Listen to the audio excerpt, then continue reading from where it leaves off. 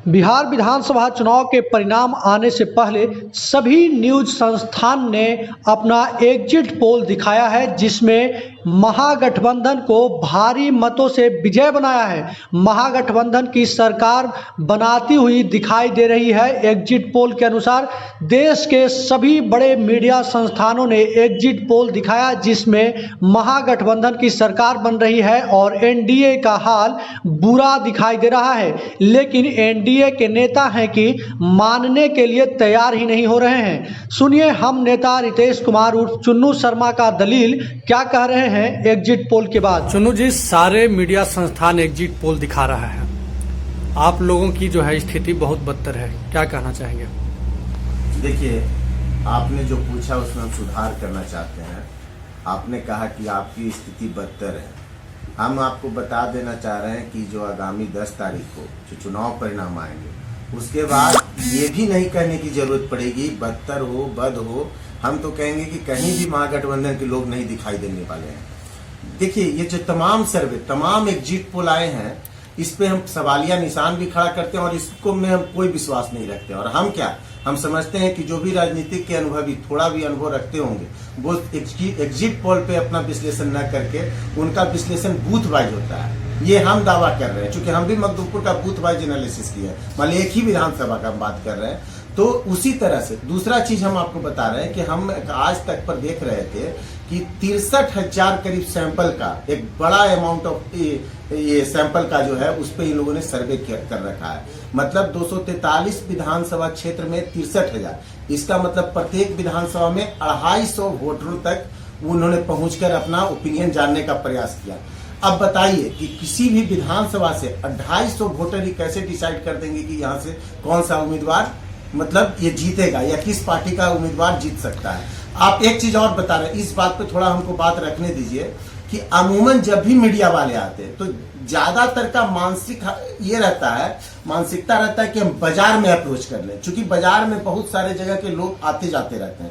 लेकिन और ये सत्य भी है, लेकिन इसके साथ ही एक चीज इसमें ये भी कमी है कि जब हम बाजार में जाते हैं तो बाजारू कुछ लोग होते हैं, जो बाजारू भीड़ होता है वो अमूमन जो है किसी खास पार्टी का, किसी खास उसको वोटिंग कहीं भी करना है, लेकिन वो प्रचार प्रसार किसी और तरीके से चलाता है। और हमको पूरा विश्वास है कि आज तक का जो ये सर्वे है उन्हीं भीड़ को, उन्हीं लोगों तक अप्रोच किया है और उसके बाद उनका ओपिनियन लेकर ये परिणाम घोषित कर दिया। हालांकि तमाम न्यूज चैनल ने ये बताया है कि बराबरी का मुकाबला है। एनडीए का गठबंधन को भी 110, 115, 120 दिखा रहे हैं, तो कुछ लोग उसको एज दे रहे हैं महागठबंधन के। तो इसका मतलब यह है कि बहुत ही नजदीकी मुकाबला है और नजदीकी मुकाबला में हम लोग एज लेने जा रहे हैं। कैसे? आप देखिएगा कि हमारा बहुत बड़ा समर्थक अति पिछड़ा का है, दलित परिवार का, जो वोट देने का काम करता है, वोट से चोट पहुंचाने का काम करता है, न कि बात से चोट पहुंचाने का काम करता है। चुन्नू जी, ये जो आप कह रहे हैं ये तो ये वाली बात हुई ना कि आपके पक्ष में दिखा है तो वो सही है, आपके पक्ष में नहीं दिख रहा है तो गलत है।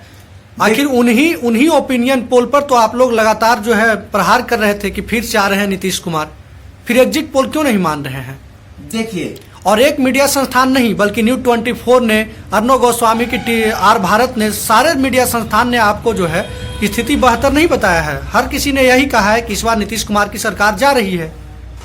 देखिए, कभी भी एनडीए गठबंधन का कोई भी नेता एग्जिट पोल का शुरू से ही खंडन करता आया, और सिर्फ एनडीए का नहीं, सबसे पहले बता दें, महागठबंधन के लोगों से पूछिए, सेम सवाल पूछिए कि जब एग्जिट पोल उनके अगेंस्ट में दिखाता था तो हमेशा उनका यह दावा होता था कि मीडिया के लोग बिके हुए हैं, मीडिया बिक चुका है, मोदी का गुलाम है और ईवीएम हैक हो गया है। अभी राहुल गांधी ने भी ईवीएम ला बोला। अब उनसे जाकर पूछिए, अब क्या वो बोलेंगे कि ईवीएम हैक होता है या मीडिया मैनेज है? अब हम बता रहे हैं, देखिए, मीडिया ने जो भी बात रखा, आप न्यूज़पेपर में हम पढ़ रहे थे कि ये एग्जिट पोल का जो सर्वे है 99 से करीब शुरू हुआ और अब तक जितने भी एग्जिट पोल आए उसमें करीब 3 से 4 बार ऐसा समय आया है जब एग्जिट पोल लोगों के विश्वास पे शायद खरा उतरा है या फिर उनके विचार से करीब मेल खाता हो। लेकिन तमाम एग्जिट पोल निराधार रहे हैं। लोकसभा में भी देखिए 161 दिखा रहे थे महागठबंधन को, अंतिम में क्या हुआ, अंडर 100 में सिमट गए। तो इनका एग्जिट पोल पे हमारा साइलेंट वोटर है। साइलेंट वोट का चोट आपको याद है लालू जी के टाइम में जिन का कि जिन निकल गया, तो जिन इस बार हमारे साथ है।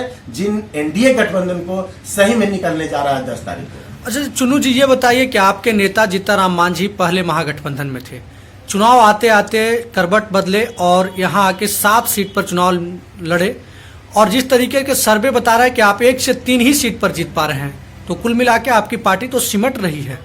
देखिए, पहले भी हम प्रश्न चिन्ह खड़ा किए हैं एग्जिट पोल पे, लेकिन तमाम एग्जिट पोल को अगर आप क्लोजली देखेंगे तो 3 से 4 सीट दिखा रहा है। हमने भी देखा है 3 से 4 सीट हम के पक्ष में दिखा रहा है, लेकिन मेरा दावा है कि मेरा हम पार्टी जो है वो 7 सीट पे अपना जीत दर्ज कराएगी।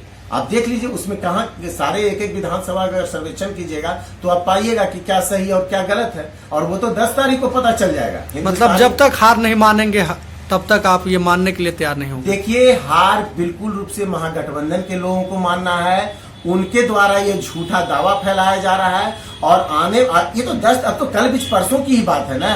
परसों आप देख लीजिएगा कि एनडीए के तमाम जो दिल्ली से आए हुए नेता महागठबंधन के जो दिल्ली से आए हुए नेता लोग हैं अपना बैग एंड बैगेज वापस होंगे, और तेजस्वी जी भी अपने घर में कहीं शांति, या फिर इनको दिल्ली भागने का शौक है।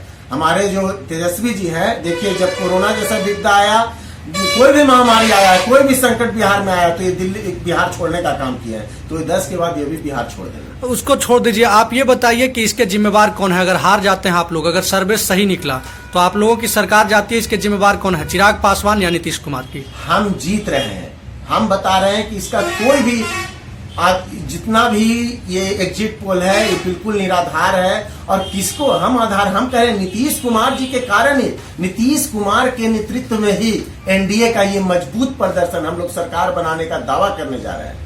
कहाँ लोजपा कहाँ से निकाल रही है? तो दे दीजिए लोजपा को, हमको बताइए तो कहाँ पे लोजपा प्रभावी हो रहा है?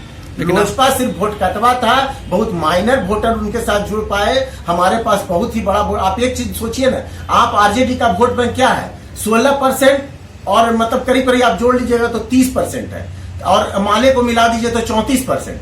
आप 16% यादव का और 13% मुस्लिम समाज का, 29%, और 5% हम दे दिए इनको, या 6% दे दीजिए इनका माले का, तो 29, 31 और 5, 35%। उसके बाद 65% हमारे पास है।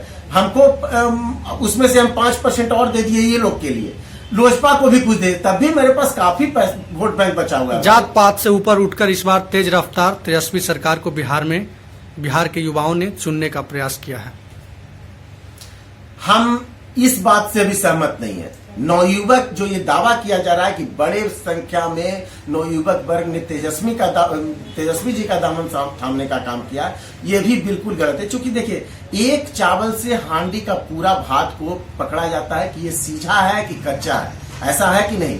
आप बताइए, जिस इलाके में हम रहते हैं, जिस इलाके का हमको जानकारी है, वहां पर कोई भी नवयुवक तेजस्वी जी से प्रभावित होकर अगर कुछ वोट थोड़ा सा अगर गड़बड़ाए भी है तो वो यहाँ पर लोकल मुद्दा है, ना कि कोई तेजस्वी जी फैक्टर रहे। और ये 10 लाख वाला जो ये नौकरी वाला है, इसके लिए भी नवयुवकों ने एक सिरे से खारिज कर दिया।